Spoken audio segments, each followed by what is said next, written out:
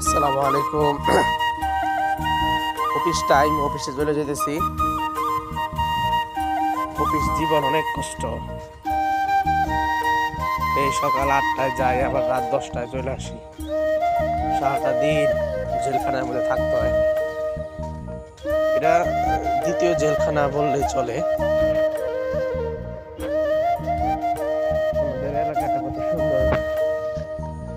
খালাকুর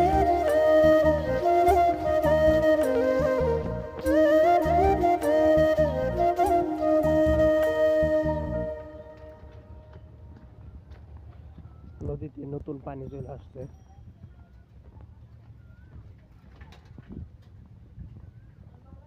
বর্ষা মাস, নতুন পানি চলে আসছে।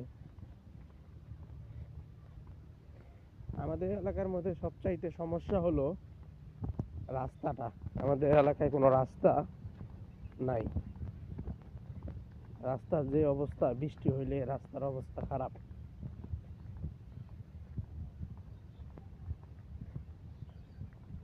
ওই যে আমাদের ফ্যাক্টরি দেখা যায়, ওই যে আমি যে ইসলাম গার্মেন্টসে কাজ করি ওইটা।